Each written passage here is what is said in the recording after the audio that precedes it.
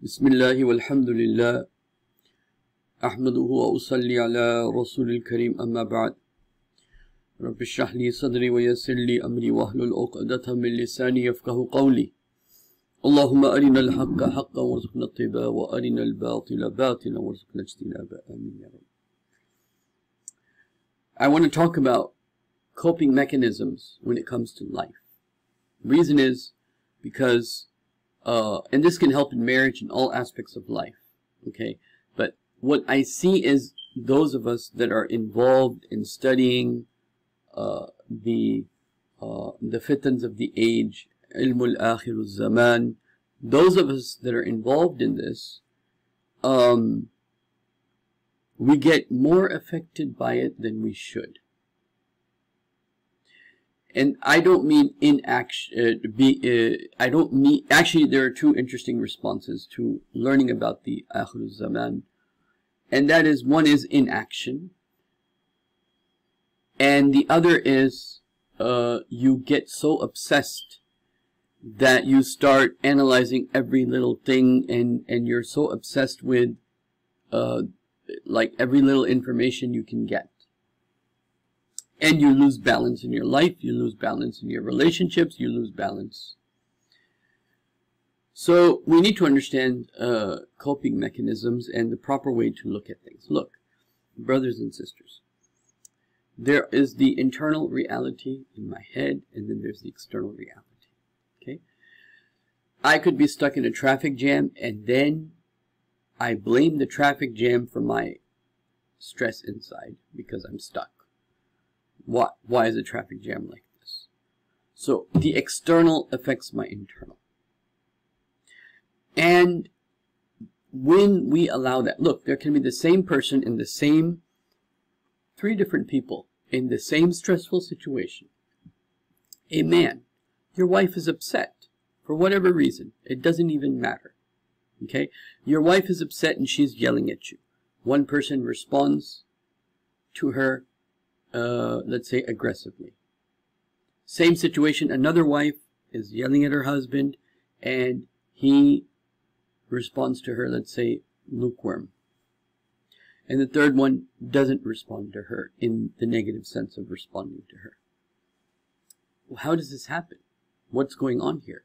How come the first person is aggressive, the last person is calm and tranquil?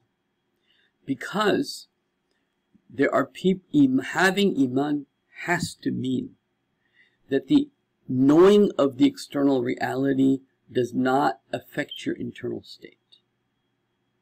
Knowing the external reality does not affect your internal state, but of course this is not 100% true, because everyone is going to be affected, especially by the immediate, with your internal state.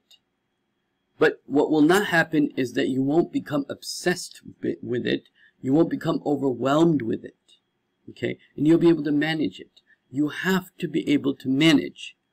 You know, ilmul akhirul zaman, knowing the signs, knowing everything, but also be able to manage real life, real family life, friends, society issues, and to have normal relationships.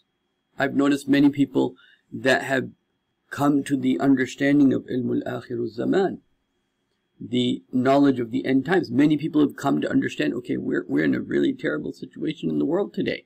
Those people who've come to understand this, a lot of times their response to this, their stress levels to this, their marriages are suffering because of knowing this. And this is not the intent. The intent is not to create an imbalance. The intent is to prepare a way so that you can find and prepare yourself a way. But it should not affect you to the point that it is going to overwhelm you and that the external affects the internal. No. No matter what the external is, your iman has to be greater to take that shock. Your iman has to be greater than the shock of the external. Okay, the reality of the external and the knowing of the unseen, and the reliance on Allah, and the reliance on that if I just follow the Sunnah of the Prophet, and if I follow the instructions of the Quran, and if I follow the instructions of Prophet Muhammad sallallahu alaihi wasallam, I'll be okay. And so therefore, the external should not affect the internal. As much as possible, when Yunus alayhi salatu wasalam is in the whale, okay, and he accepts the reality that my external situation is not, but what? He's still calling on Allah subhanahu wa ta'ala, La ilaha illa anta subhanaka inni kuntu minal zalimin. Allah, you are the perfect one in the absolute sense of the word, as Allah understands himself to be perfect, and I am the one who's completely the wrongdoer. And that, yes, the external situation does tell you something about the internal, and the internal something about the external. If there are fitans outside, that means it affects me internally. So the two are interrelated.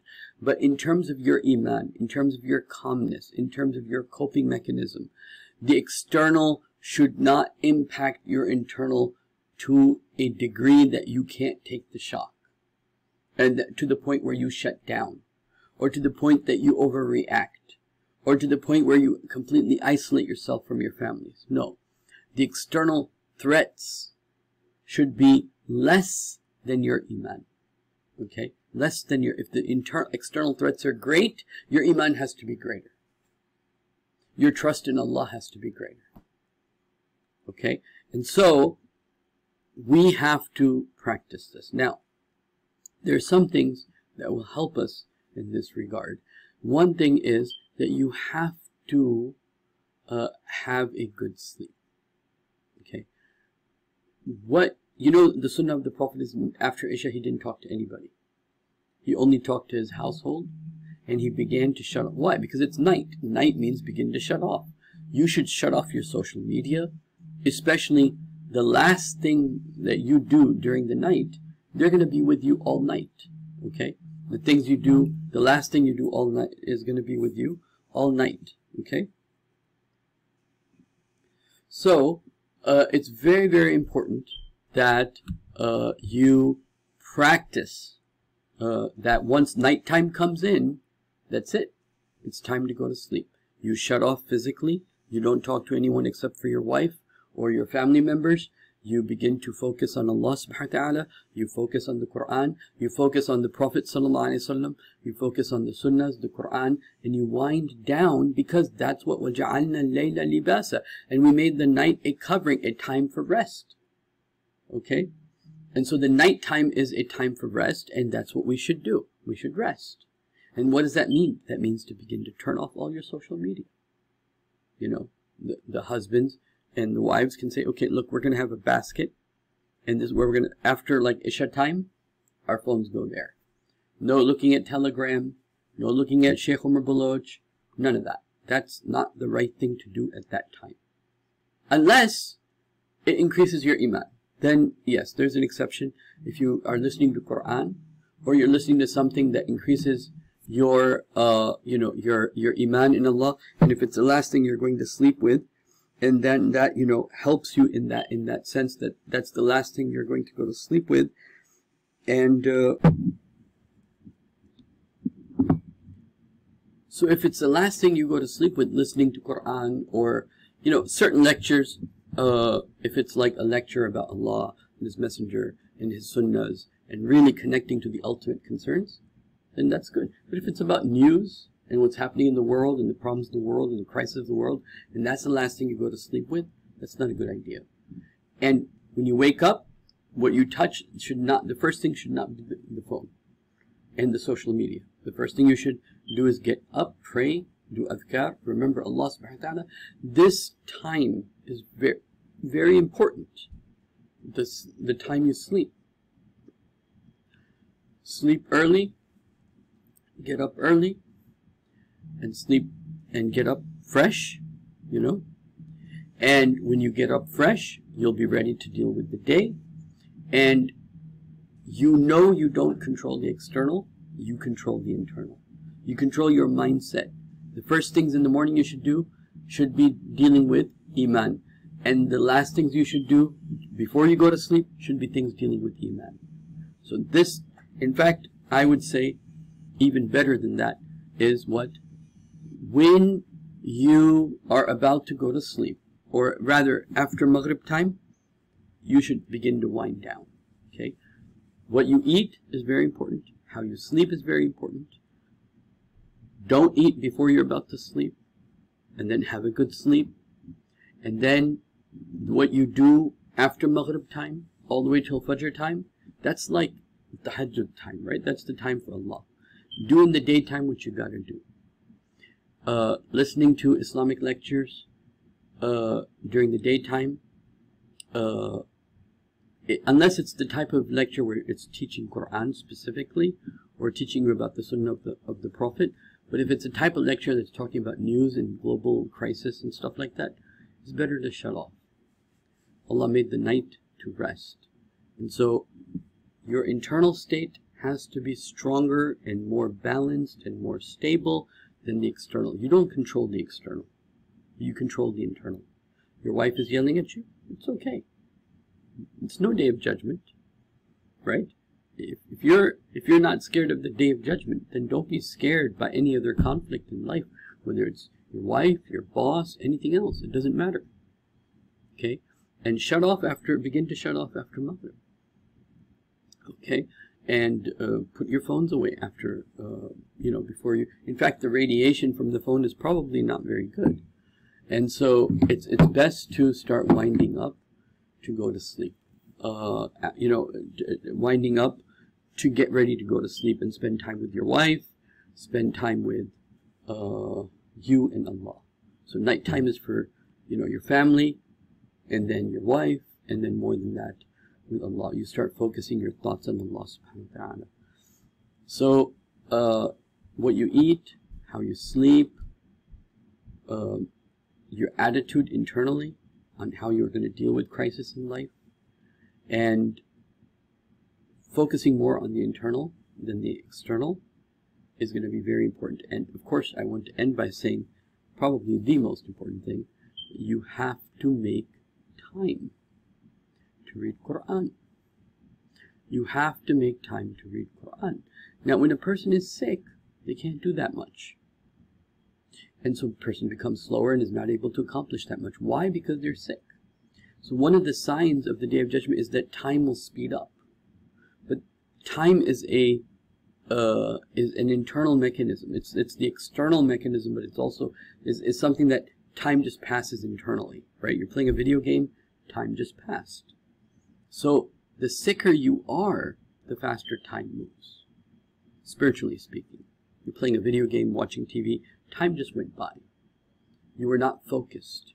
You were distracted here and there and there and there and there. And the next thing you know, you were on the phone and you checked 5 messages.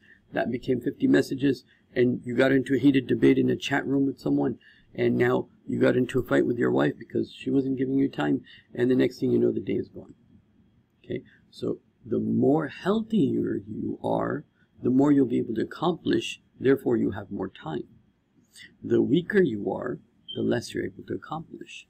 And so these are important things that I want all brothers and sisters to concentrate on. Also, definitely support the activities that I'm trying to do. So read the comment section, do subscribe, and inshallah I'll be talking more about these issues. Inshallah ta'ala, I think there's a great need because of the number of families that are suffering. And we won't have a successful Jama'ah, we won't have a successful Hijrah unless you get your own personal development right, and you have to start taking baby steps to get this right. And then, as a family, as an individual, and then as a Jama'ah, and then getting ready finally for the biggest crisis and the thing that will, things in Hijrah are going to be way out of your control. Every day there's going to be 10 problems. How are you going to deal with that when you can't even deal with the problems at home? So really, from Maghrib to Fajr time should be dedicated to winding down and focusing on basically your family, your wife, your children, your wife, and Allah. And in focusing on Allah, the most important thing is what? Is the book of Allah subhanahu wa ta'ala. and working on when do you start looking at the external affecting the internal. So if you're in, you have road rage because someone did something externally, well, then you have to work on yourself. So I'll just end there. Assalamu alaikum.